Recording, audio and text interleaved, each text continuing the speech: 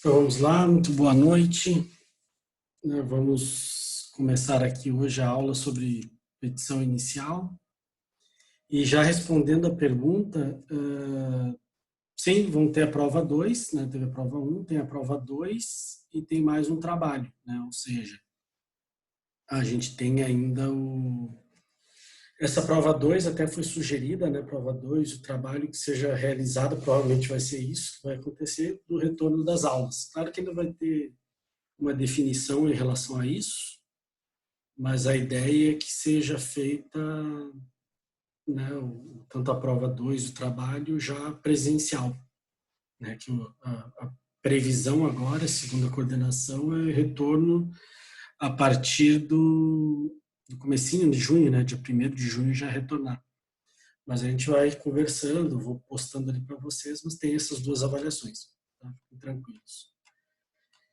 Então, vamos lá. Em relação à petição inicial, a gente tem aqui, eu vou disponibilizar a tela, naquele material de vocês que trata dos ritos, né, vocês vão ter lá a parte que trata do rito comum, né, e que eu falo sobre nominação das ações e tudo mais, e depois ele começa a falar das fases, né, do rito comum. E o rito comum ele divide, né? Claro, depende muito de doutrinador, mas a ampla maioria divide em 4 fases, tá? Que vocês estão acompanhando aqui, né? A postulatória, a de saneamento, a de instrução ou instrutória e a decisória. Né? O que acontece? A postulatória é a que a gente vai ver agora na sequência, nas próximas aulas, que daí isso envolve, e a ideia é isso, né, a postulação das partes. Então, é isso que a gente vai ver hoje, a inicial, ela inaugura a fase postulatória. E aí depois vem a de saneamento, que o juiz limpa o processo, depois que as partes postularam, ele vem e saneia, ele limpa o processo. Depois inaugura a fase de provas, de instrução probatória, né, parte de produção mais pesada de provas, análise de provas e, por fim, a decisória, onde ele decide. Tá? Então, assim que temos, né, situado o nosso rito comum. Se divide nessas 4 fases e cada fase tem atos processuais que a gente vai estudando. Tá? Então, agora a gente está inaugurando a fase postulatória. Eu postei hoje lá para vocês uma mediateca, quem quiser já baixando, se não baixou ainda, um material de apoio sobre petição inicial, tá? Que é o que a gente vai ver hoje, o foco é esse. Né? Eu explico ali que a partir do 319 do CPC, a gente tem, né, a parte de petição inicial. Tá? Estou falando de petição inicial do rito comum. Lembre-se que se for um rito especial, muito provavelmente, e até eu comento aqui, né, um ato processual da parte que inicia o procedimento comum ou especial. Porque o procedimento especial também vai ter uma petição inicial. Né? A única diferença é que no especial, por ele ser especial, você talvez tenha que colocar algo a mais do que está no 319. O próprio CPC, quando fala nos ritos especiais, ele fala que por utilizar o 319, mais alguma coisa, porque ele é especial. Assim como acontece no inventário, né? Cada procedimento vai ter vai ter lá especificamente como é que faz a petição. O nosso foco aqui é a mais complexa de todas, a mais, que a gente costuma dizer, a mais chatinha de se fazer, mais complexa, que é a do rito comum. E aí, 319, eu copiei nesse material já o 319, o que a gente precisa incluir. Tá? E aí eu vou mostrando para vocês cada um deles e, né, a nossa petição que está lá no... Desculpa, que está na mediateca. Né, o modelinho, para a gente ver onde é que está na petição cada um desses pontos. Então, você vai pegar a petição inicial ali e próprio, né, CPC diz o que tem que constar. O que não pode faltar numa petição inicial. Né? Inciso 1, 319. O juízo a que é dirigida. Né? Isso é uma situação que você tem que sempre analisar. Qual é o foro, né? O juiz competente. Então, você vai ter que ver em termos de matéria, vai ter que ver em termos de, né, quando eu falo matéria, se é trabalhista, se é civil, né?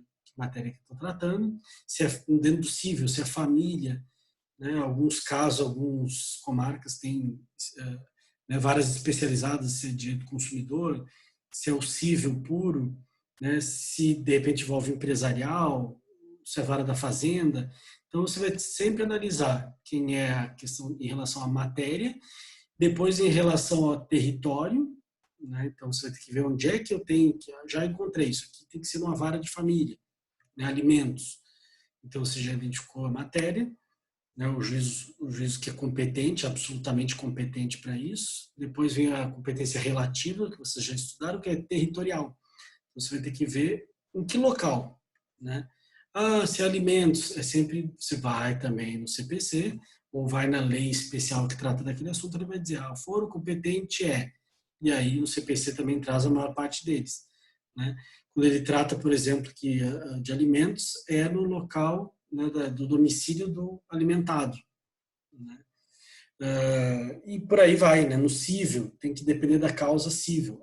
De repente é no local do pagamento da obrigação, né? Geralmente a questão de quando tem uma indenização no local do fato, às vezes é no domicílio do réu. Então isso você vai ter que analisar para dirigir a tua petição, tá? Então você vai ver lá na petiçãozinha que eu estou botando aqui na tela, né, o direcionamento, o cabeçalho. Ali está no modelo de você está meritíssimo, né, MM, só que até se a gente for ver mais avançando ao que diz o CPC, nas regras mais recentes que lançaram nos manuais de redação de peças, eles falam que seria mais correto colocar o juízo de direito, tá? Ao juízo de direito da vara civil da comarca da capital, porque eu identifiquei que a questão de matéria civil, uma indenização, pretende, né? Juiz de direito, ou seja, não é juiz federal, não é juiz do trabalho, é juiz estadual. E a comarca, nesse caso aqui, porque a cliente vai utilizar o CDC e mora em Florianópolis, comarca da capital. Então, isso tudo você vai ter que identificar para botar o teu cabeçalho. Antigamente, vocês vão ver que era comum, né, as pessoas colocarem, né, o direcionamento ao juiz. Só que o próprio CPC, se você for analisar ali no material, o próprio CPC, ele fala aqui que é ao juízo, né? O juízo aqui é dirigido, então não direciona mais ao magistrado. Vocês vão ver peças mais antigas e ainda tem advogados que fazem isso. Claro que ninguém vai entender como correta a peça, tirar pontos, mas não é tão adequado. As pessoas costumam colocar excelentíssimo, né, doutor, juiz de direito, excelentíssimo senhor, doutor, juiz de direito, né, ao juiz de direito. Então, essa situação já foi afastada pelo CPC por conta do pedido para o direcionamento ao juízo. Tá? Então, botar o juiz de direito, fica até mais simples, né, mais, vamos dizer assim, não tão pessoal, né, não dirige ao juiz e não ao juiz. Ok? Próximo ponto, os nomes, prenomes, aqui que ele fala CPF, né? O endereço eletrônico foi uma novidade, o e-mail, até para intimações, né? Se for necessário, domicílio, residência, né? O que já tinha no CPC anterior, que é a qualificação chamada de qualificação completa, incluindo, sobretudo, né, o endereço eletrônico, algo que não tinha, né, no CPC anterior. Ok? Então, lembrem-se disso e não esqueçam, se você tiver que fazer uma peça naquele nosso trabalho de final de semestre, eu costumo colocar, né, pedir para os alunos fazer um checklist. Uma petição inicial, isso é ridículo, é fácil. E aí, na hora, muitas vezes esquece um detalhe desse endereço eletrônico. Não sou só eu que desconto nesse caso, né? A gente já tem que se preparar para a OAB desconta, ponto sim, não esquece o endereço eletrônico. Então, se você não sabe qual é o endereço eletrônico desconhecido, mas tem que mencionar que você fez o checklist de um por um desses, né, dos incisos. Tá? Então, já falamos da qualificação. Onde é que fica na peça? Se você for pegar aqui, começou, né, a qualificação completa certinho, incluindo o endereço eletrônico aqui, onde eu sublinhei em amarelo. Né? Deusa Temes, brasileira, viúva, pensionista, carteira de identidade, CPF, domiciliada, CEP, endereço eletrônico, tem tudo, né, esse é um caso, né, verídico que eu advoguei, né, eu alterei, obviamente, o nome, né, alguns dados eu omiti, mas a grande questão, para vocês terem uma ideia, é que existiu. Então, a peça mais complexa vocês devem ter lido, com antecedência de erro médico. Entre o cabeçalho e a qualificação, né, eu coloquei aqui urgente, tramitação preferencial, é uma praxe jurídica, não é obrigatório, mas para chamar atenção. Alguns vão lá também, sublinham, né, para dizer, olha, a pessoa é idosa, essa lei 10.741 refere-se né, a esse E aqui está sobrando, não era para estar aqui, mas se refere à necessidade de você, né, nesse processo, dar um trâmite preferencial pela lei do idoso. Tá? Isso que eu queria chamar a atenção, que ela está com 80 e poucos anos, essa cliente. Certo? Então, esse espaço também, só para você ter uma ideia, ele foi criado, cada vez a gente diminui mais esse espaço. Antigamente, quando o processo era físico e tudo mais, e especialmente quando era feita a máquina, né, da datilografia, ou à mão, teve um período assim, esse espaço era justamente para o juiz despachar entre o cabeçalho e a qualificação, o juiz despachava aqui, receba a petição inicial, emende, né, que saiu o despacho do juiz na própria petição, nesse espaço aqui que deixava em branco. Então vamos continuando ali, deixa eu ver se tem mais alguém pendente, não, né? Acho que não, já aceitei. Então, prosseguindo, já vimos o cabeçalho, direcionamento do juiz competente, qualificação. O que mais que ele exige lá no 319? O fato e os fundamentos jurídicos do pedido. Né? Aqui o que ele está falando, né? O famoso dos fatos e do direito, né? Que o que acontece é uma narrativa do que aconteceu, é você contar a história para o magistrado, lembrando que a gente tem que ser o máximo que a gente puder claro, objetivo, não tão, dependendo da matéria, por exemplo, essa questão do que eu botei de erro médico, eu tenho que mastigar para o magistrado, porque ele é técnico jurídico, não técnico na área de medicina. Então, a gente tem que, né, detalhar o máximo possível essa parte médica para ele. Então, eu narro o que aconteceu, quais foram os fatos e qual é o direito. Né? Por isso que as pessoas costumam colocar nas peças dos fatos e do direito. O que aconteceu e qual é o direito que foi violado, o que eu preciso de proteção do Estado. Tá? Aqui, dentro dos fatos do direito, né, que você pode englobar, e para entender isso, você já deve ter ouvido falar, isso consiste nada mais, nada menos do que a tua causa de pedir. Né? Então, o que a gente vai falar mais ali na frente, eu coloquei naquele material, nesse material que a gente está vendo agora, da sua petição inicial, aqui nos fatos fundamentos eu estou tratando da causa de pedir, né? E depois a gente volta a falar disso. Né? O que é causa de pedir? Né, o que me levou a buscar uma tutela jurisdicional. Né? O que aconteceu e o que me levou, qual foi o direito violado. Então, um nexo que a gente faz entre os fatos, fundamento jurídico, e depois, aí mais na sequência, o pedido. Inciso 4, o pedido com as suas especificações.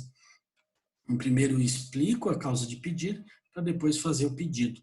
Né? Porque de nada adianta, e é um erro comum, às vezes a pessoa se apressar e fazer mais os pedidos, né? E quantas vezes eu já peguei petições das pessoas pedindo danos morais, mas não explicando onde é que decorreu.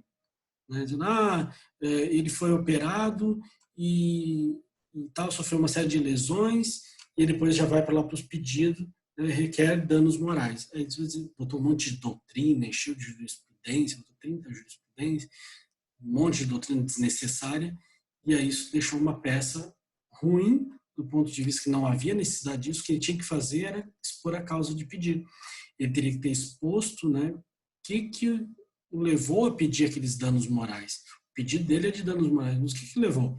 Qual foi o abalo psicológico?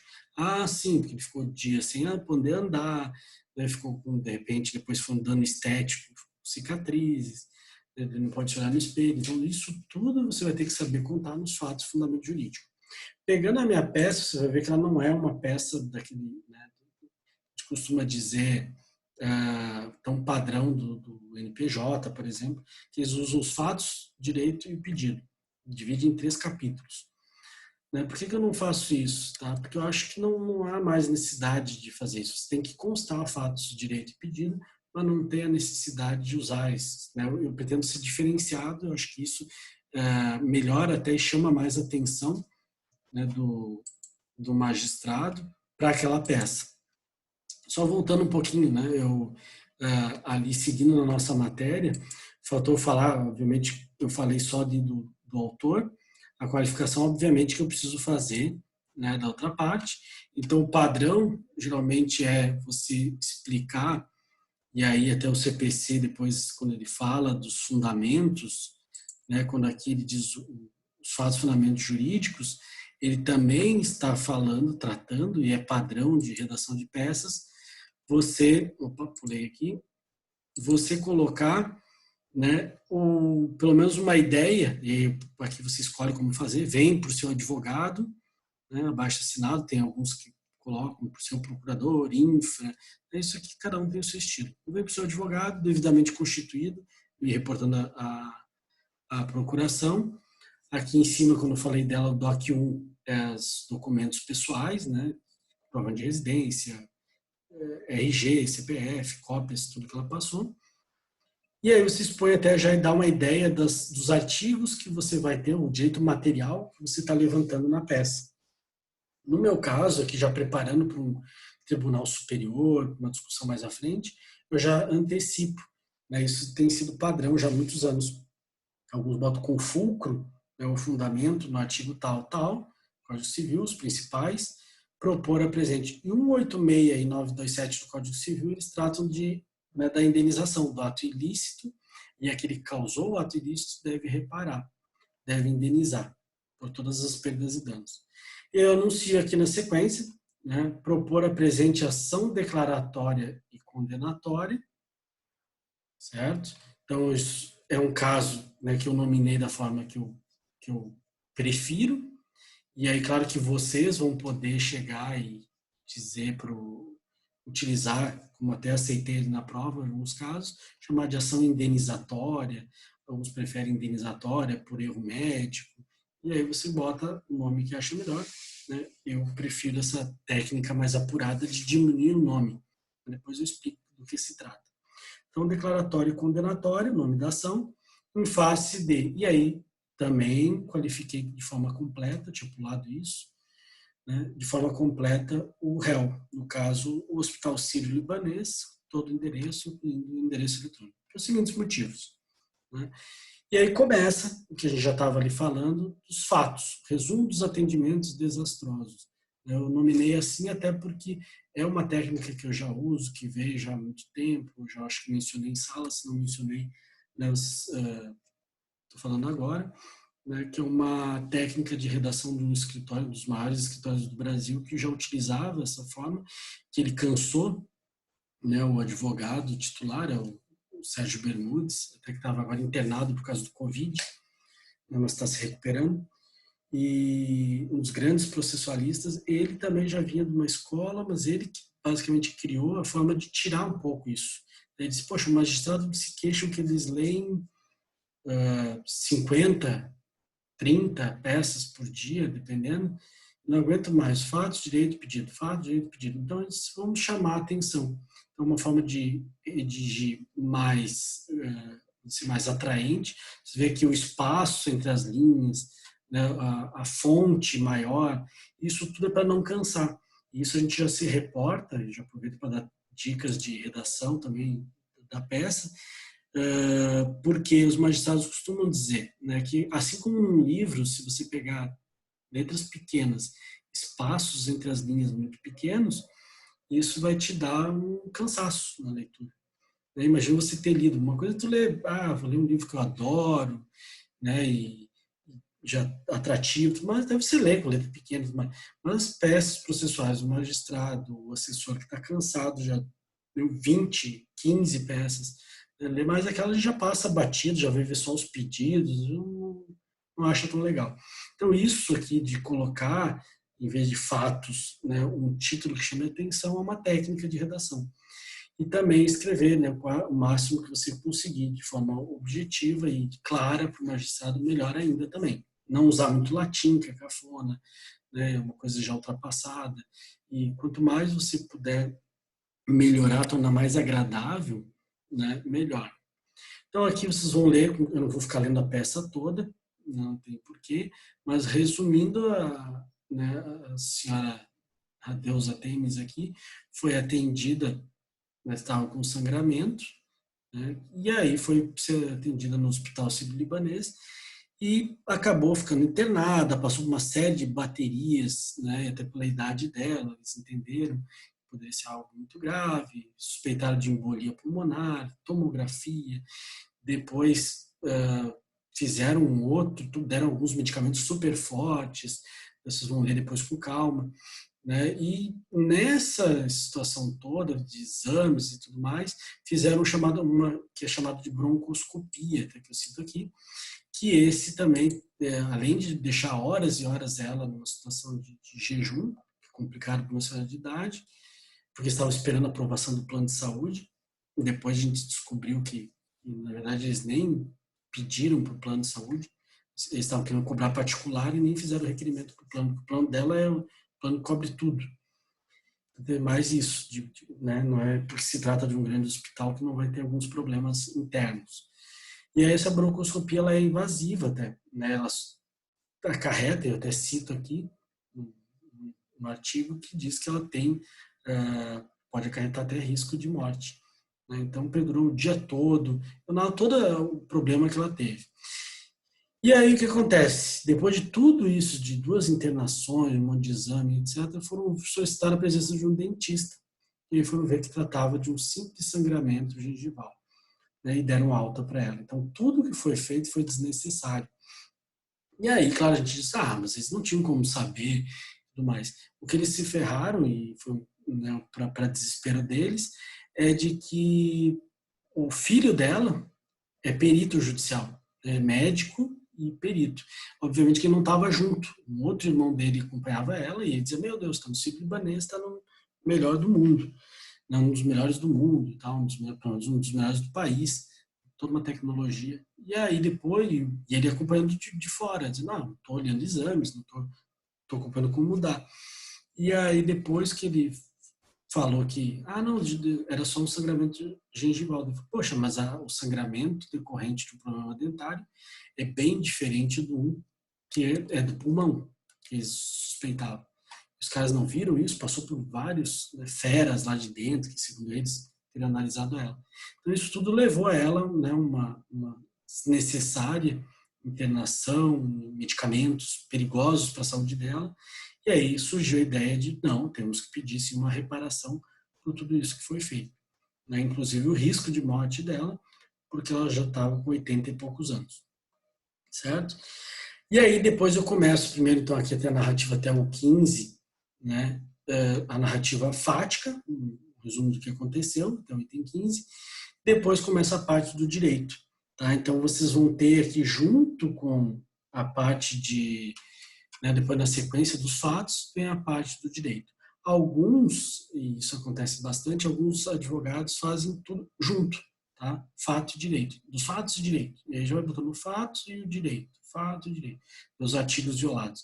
Eu aqui dei uma separada, expliquei depois de narrar essa parte fática, a relação de consumo, então peço a aplicação do Código de Defesa do Consumidor, né? E também na responsabilidade objetiva do réu por ser um hospital. Né? Eu não coloquei nenhum médico no polo passivo, mas coloquei o hospital, né? Porque foram vários profissionais que passaram, a gente não sabe qual deles cometeu equívoco, disseram que analisaram mais de 2, 3, ia ficar muito complexo o processo, sem desnecessidade, né? Então botamos só o hospital. E aí eu explico, né, depois em relação à responsabilidade objetiva, tá? Do réu, aqui até cortei a peça um pouco para não tinha outras partes aqui, que a ideia é só que vocês vejam como é feito, não, né, dar tantos detalhes da peça processual nesse caso para vocês, assim como é que eu exponho. Né? A declaração de negligência, imprudência e imperícia no atendimento da senhora Temes. Né? Então aqui também eu tenho a exposição do que foi violado do Código Civil e explico onde é que está a negligência, imprudência e imperícia. Tá? Isso também está previsto no Código Civil. Tá? E aí vocês têm como ter isso já depois, dar uma lidinha, vocês vão entender a parte que eu trato disso. Depois eu faço uma narrativa dos danos morais, no que consiste, 84 anos, etc. Eu juntei uma jurisprudência e tudo mais, e vai para depois para os pedidos. Tá? Lembrar que a gente tem um pedido, né, tem que sempre quantificar os danos, né, morais. Antigamente eu podia dizer para ser arbitrado, aqui eu peguei especifico que é de R$30.000, porque eu olhei os julgados sobre o assunto nessa situação. E a conclusão aqui, quando a gente chega na conclusão, é a parte dos pedidos, tá? A parte final, que é a parte que as pessoas colocam como dos pedidos. Depois que eu já expliquei minha causa de pedido, né, os fatos de direito, eu venho para os pedidos. Depois o 33 fala, né, as razões dessa petição, da petição inicial, inevitavelmente longas, provam a responsabilidade do réu, né, não só pelo desastroso atendimento, motivo pelo qual os pedidos desta ação devem ser julgados totalmente procedentes. É uma coisa que é padrão, pedir a procedência dos pedidos e não da ação, é o mais correto. Requerendo ainda tramitação preferencial por ser idosa, B, aplicar o CDC, depois no C, seja declarada, e veja por isso que eu estou falando que ela é uma declaratória, declarada a existência dos requisitos para a responsabilização do réu e pelo abalo psíquico sofrido pela autora, e depois seja o réu condenado. Então aí eu explico, né, que é uma ação declaratória e condenatória. Por isso que no C eu estou fazendo esses pedidos, estou repetindo, né, e resumindo esses pedidos, cuja causa de pedido eu já fiz lá em cima. D, o pedido de citação, informando a autora que possui interesse na composição. Aí a gente volta agora aqui, em relação à petição, o que mais que ele falou ali? Os pedidos e as suas especificações, né? A opção, olha lá o item 7, vamos pular para lá por enquanto. A opção do autor pela realização ou não da audiência de conciliação ou mediação. Então, aqui na minha peça, eu já estou fazendo isso no item B, formando a autora que não possui interesse na composição. Que possui, desculpa. E você é obrigado a mencionar, senão o juiz vai mandar emendar. Pagamento dos ônus sucumbenciais, né, que impede o processo precisa pagar, no caso honorários, especialmente honorários advocatícios. Item F, produção de provas.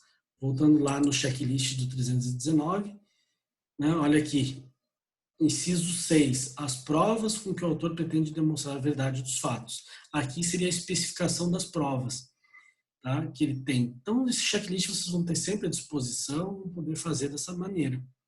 Tá? Então, lembre-se disso, de fazer dessa forma, e para não se perder, né, para poder fazer de forma adequada o pedido de provas. E aí eu botei, seja deferida, no item F da peça, seja deferida a produção de prova documental, desculpa, com ajuntados dos documentos anexos, prova oral, coletiva de testemunhas seria roladas oportunamente, além do depoimento pessoal do representante legal do réu, sob pena de confissão, especialmente prova pericial médica. Veja que eu peguei e enumerei. Uma coisa que eu não gosto, muita gente faz, é pedir prova genérica, né? Todas as provas admitidas. Não tem que fazer esse pedido genérico. Você já tem condições de apontar qual é a prova que é fundamental, a prova necessária. Então faz dessa maneira. Peço, né, e indico aqui qual é o endereço da intimação, que o CPC também exige, e dou o valor da causa, né, nos termos do artigo 2925 da cláusula 30.000. Na verdade, é o pedido, é o valor dos danos morais, consistem no valor que eu estou dando à causa. O valor da causa, lembrando, vocês já estudaram, mas serve para pagamento das custas processuais, né, e também serve de parâmetro para honorários advocatícios. Então, tem que dar sempre o valor da causa, voltando lá no checklist, está no inciso 5, a petição inicial indicará o valor da causa. Então, tudo isso você vai ter que lembrar, ou pelo menos ir até o 319 e ver se cumpriu cada um desses. Tá? O que não tem aqui, que vocês podem anotar, que não tem no CPC, que você não pode esquecer. Se quiser, anota lá. Eu posso até dar um tempinho para vocês anotar isso. Não esqueçam. Também incluir o endereço e o nome da pessoa que vai receber intimações. Isso também é obrigatório numa petição inicial. Como eu fiz, no meu caso aqui, no item 34. Isso o advogado é obrigado a fazer, sob pena de inépcia. E, se for o caso, tiver algum pedido de tutela provisória, você vai também poder ter que formular na tua petição inicial. Então, nesse caso, não tinha uma tutela de urgência, não tinha nenhuma tutela antecipada, chamada tutela provisória, e como vocês não tiveram a matéria, eu não quis incluir. Mas, se quiser anotar aí por curiosidade, as tutelas provisórias, especialmente as de urgência, a gente inclui chamado pedido de tutela antecipada, tutela cautelar, que vocês já estudaram. Okay? Então, isso é uma possibilidade. Depois que eu dei o valor da causa, a gente finaliza. Pede deferimento, local, data, nome do advogado e número da OAB. Assim eu finalizo uma petição inicial e preencho tudo que tem aqui no 319. Não esqueci de nada. Então, foi bem feito o checklist. Tá? E aí depois o CPC enumera aqui, se você não tiver algumas informações, do inciso 2, que fala aqui que é a qualificação completa, poderá o autor na petição inicial requerer ao juiz diligências necessárias, ou seja, ele pode pedir convênio, o judiciário tem convênio, o InfoSeg, alguns convênios para pesquisar dados das pessoas. Então você pode pedir isso. Não tenho condições de achar um endereço, preciso da sua ajuda. Não tenho CPF, não tenho. Então isso você pode. Às vezes a gente coloca desconhecido, estado civil, isso. Eu posso pedir para que ele auxilie, para ele faça uma diligência necessária à obtenção, ou até que o juiz dispense a apresentação daquele dado. Tá? Então, vamos lá. Seguindo, a ideia é que se você não preencher, isso tem que estar bem claro para vocês, o 319, todos esses incisos, você vai ter uma petição inepta. Então, o 321 diz aqui que, ao verificar que a petição inicial não preenche os requisitos do 319, 320, que a gente já vai falar, ou que apresenta defeitos, ele vai em 15 dias pedir para que emende ou a complete. Então, isso vai ter que ser necessário para você ter você complementar, você deixar a petição adequada, sob pena de inépcia.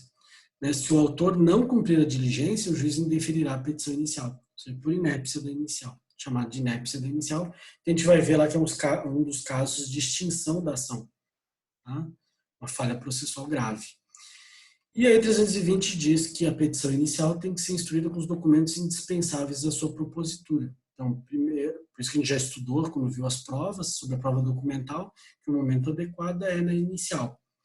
Então, você é obrigado, nesses casos, sempre a fazer a petição inicial usando o checklist 319 e depois juntando todos os documentos com ele para poder fazer o teu... poder ter ela admitida. Todos os documentos indispensáveis. Certo?